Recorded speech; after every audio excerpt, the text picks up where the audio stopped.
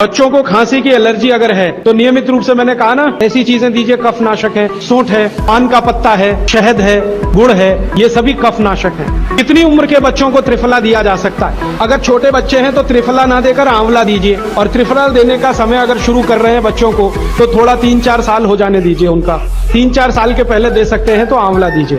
और वैसे तो मेरा कहना है 14 साल की बच्चों को आंवला ही अच्छा है, त्रिफला उनको ना ही दें। त्रिफला एक उम्र के बाद ही सबसे अच्छा होता है।